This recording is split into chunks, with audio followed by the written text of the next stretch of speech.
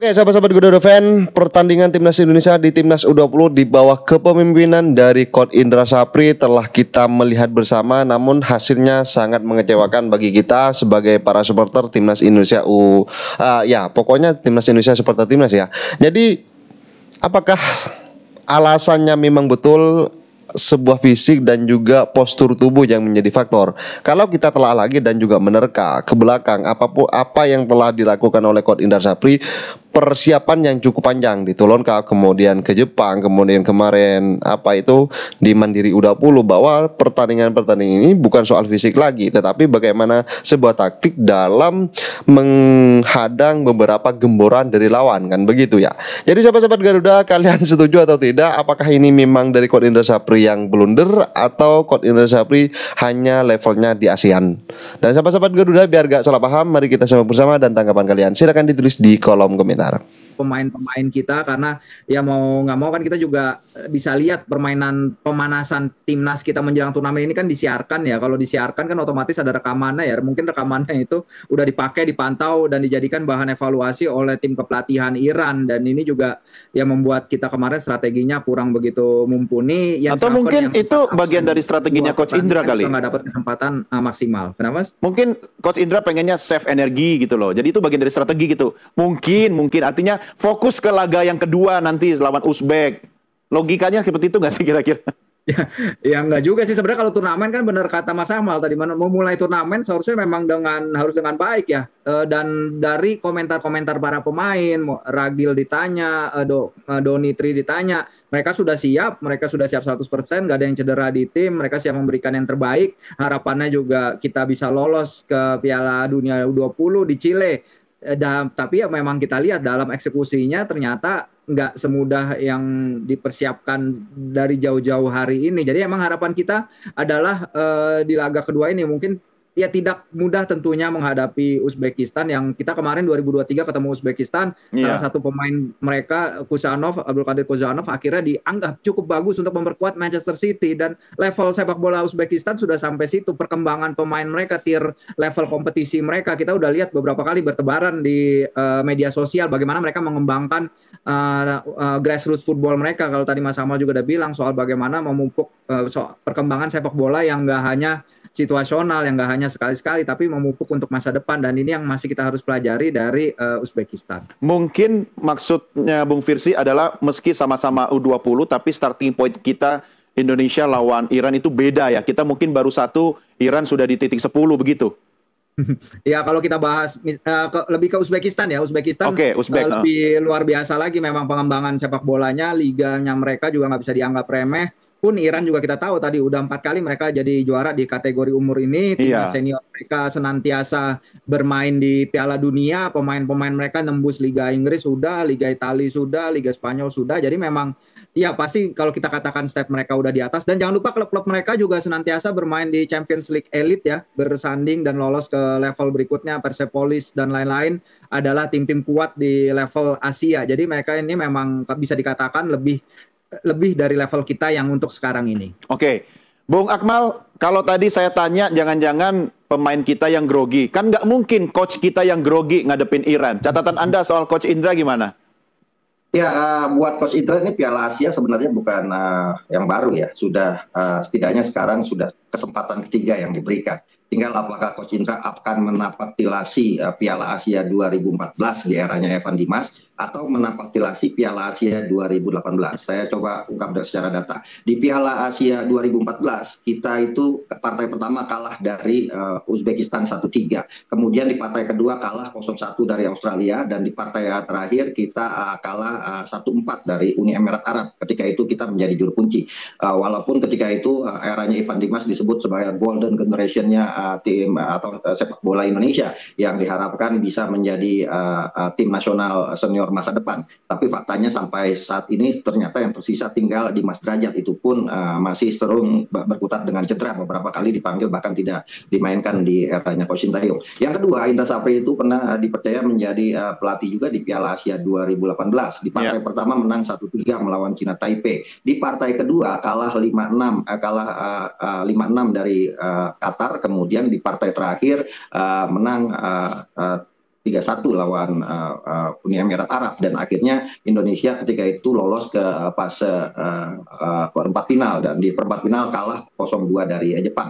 Artinya tinggal apakah yang sekarang kesempatan ketiga ini Coach Indra Sapri akan menapak tilasi yang 2014 atau kemudian menapak tilasi 2018 di mana mampu membawa tim nasional Indonesia lolos sampai perempat final, ketika itu mengoleksi 6 poin dengan salah satu kekalahan dari Qatar dengan skor 5-6. Artinya sekarang kita kalah di partai perdana, masih ada 2 pertandingan lagi ketika berhadapan dengan Uzbekistan dan juga Yaman. Cuma permasalahannya lagi bahwa Uzbekistan ini harus kita berikan catatan khusus seperti tadi disampaikan oleh Firzi, bahwa mereka pembinaan usia mudanya sangat luar biasa, bahkan tahun lalu mereka ini juara di Piala Asia, yang datang di Cina ini sebagai atau berstatus sebagai juara bertahan dengan materi pemain yang juga cukup mumpuni di semua lini. Ini juga harus menjadi catatan, dan apalagi tadi saya sampaikan bahwa Coach Indra Sapri ini punya mimpi buruk setiap berhadapan dengan Uzbekistan, selalu kalah. Dan ini mungkin menurut saya PR yang harus dibenahi oleh Coach Indra Sapri untuk ke depan berhadapan dengan Uzbekistan pada 16 Februari nanti.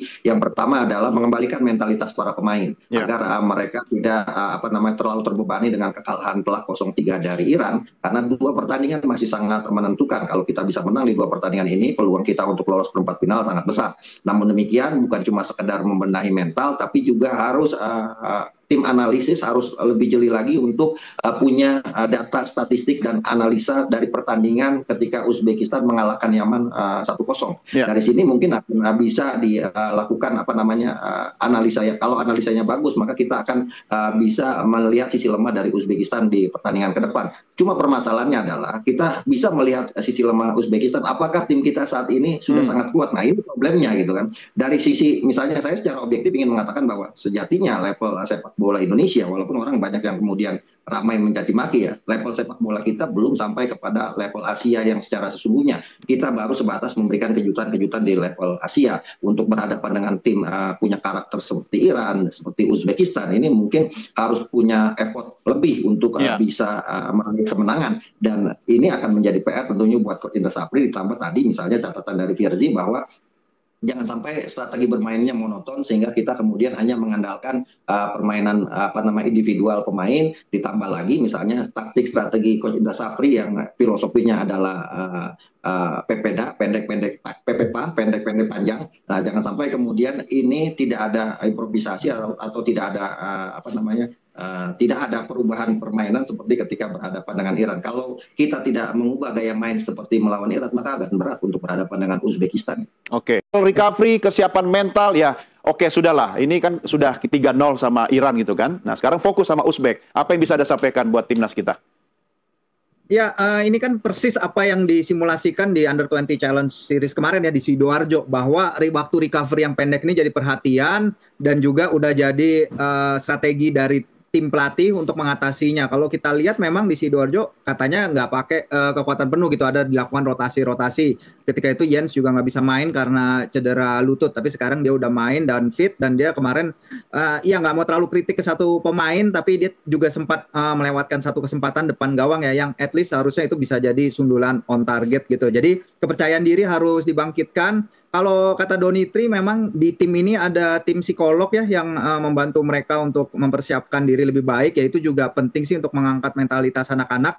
Karena kalau catatan lagi ya tadi Mas Akmal juga bilang bagaimana Coach Indra ini 2014 gagal lolos, 2018 lolos, tapi yang jadi catatan penting memang adalah 2018 kan kita bermain di Indonesia ya, bermain di GBK, jadi itu adalah big factor juga, ditonton depan 30.000 penonton, anak-anak juga pasti terpacu untuk lolos. Nah sekarang masalahnya kita kan emang kalau turnamen diadakan di luar negeri, permainan kita lihat kemarin ada supporter Indonesia yang datang, tapi mungkin di bawah 30 orang gitu, nggak sebanyak kalau misalnya kita main di Qatar kemarin di Piala Asia U23, pasti itu memberikan perbedaan juga. Jadi ya Coach Indra dan tim sudah pasti tahu kondisi tim, sudah mensimulasikan hal ini sebelumnya dengan tingkat laga yang turnover pertandingan yang sebentar, pasti mereka sudah menyiapkan strategi dan cara mengatasinya, dan harapannya sih permainannya bisa lebih berkembang ketimbang di laga pertama kemarin itu sih Mas.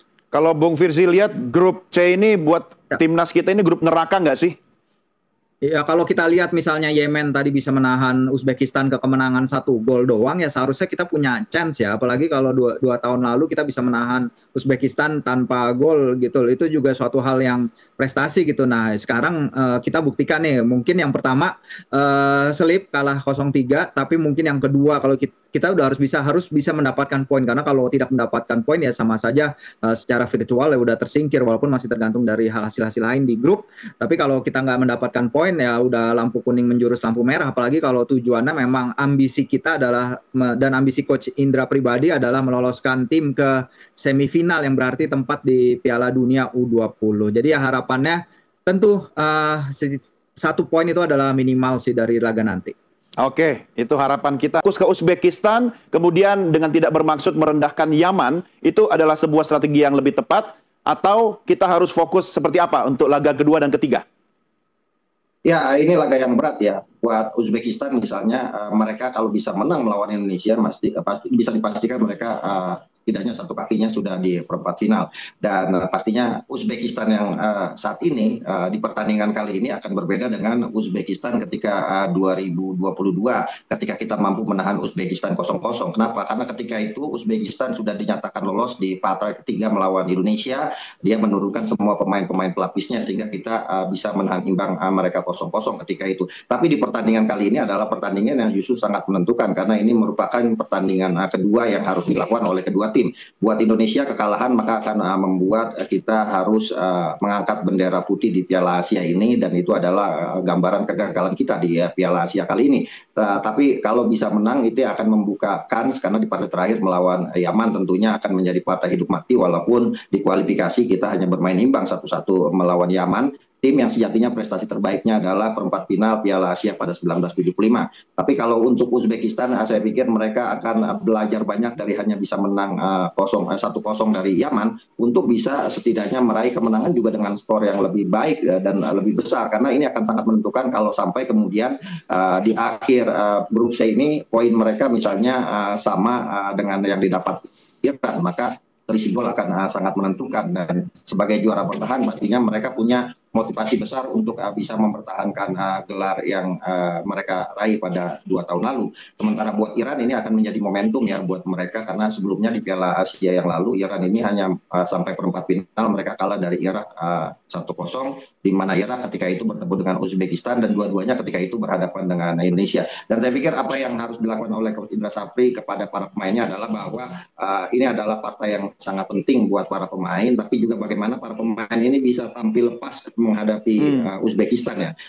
Tidak membawa beban hasil buruk atau rekor buruk yang dimiliki oleh Coach Indra Sapri sejauh ini ketika berhadapan dengan Uzbekistan, plus tentunya tidak inferior, tidak merasa gentar sebelum masuk ke lapangan. Dan itu yang paling penting saya pikir, ketika para pemain ini bisa tampil percaya diri masuk lapangan, maka peluang kita untuk bisa setidaknya menghadapi permainan Uzbekistan yang saat ini merupakan salah satu negara yang sedang sangat berkembang di kawasan Asia untuk bisa menyaingi Jepang, Korea Selatan, dan juga Australia serta juga Iran tentunya. Ini yang kemudian menjadi catatan penting menurut saya yang harus dilakukan oleh Coach Indra Sapri. Plus tentunya adalah bagaimana dia menurunkan starting line up yang benar sesuai dengan analisa lawan yang dihadapi. Jangan sampai kemudian ada pemain-pemain yang secara mental tidak siap tapi dipaksakan turun dan kemudian pada akhirnya menjadi salah satu titik lemah dari tim kita. Yang menjadi catatan saya adalah yang paling harus dibenahi di tim kita saat ini adalah ya sektor lini belakang, Iqbal Dwi Jangge, kemudian Kadek Ariel Priyatna,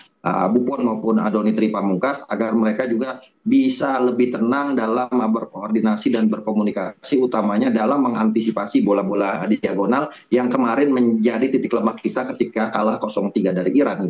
Oke. Sekali lagi Uzbekistan ini lawan yang sangat berat buat Indonesia. Jadi Bung Doni, kalau dulu STY selalu tetap yakin, sekarang Indra Sapri kan IS. Insya Allah sukses. Asik. Oke, sahabat-sahabat Garuda Fan, saya rasa cukup statement barusan. Jadi bagaimana menurut kalian? Kalian setuju terhadap Bung Akmal yang mengatakan sebelum-sebelumnya kepada Coach Sintayong mengatakan rapor merah, namun saat ini kepada Coach Indra Sapri beda ya. Apakah kalian juga setuju terhadap Bung Idris bahwa apa yang dikatakan oleh Bung Idris ini sepertinya memang objektif dalam menilai bagaimana timnas Indonesia. Kalau memang perlu dikritik ya harus dikritik, jangan dijunjung tinggi. Biar mereka PR-nya semakin besar dilakukan bagaimana meminimalisir sebuah kesalahan-kesalahan yang terjadi pada pertandingan selanjutnya. Oke sahabat-sahabat Garuda, jadi bagaimana tanggapan kalian? Silahkan ditulis di kolom komentar tentang Coach Indra Sapri yang katanya adalah miskin taktik. Dan sahabat-sahabat Garuda, bersama saya, salam olahraga. Kita Garuda.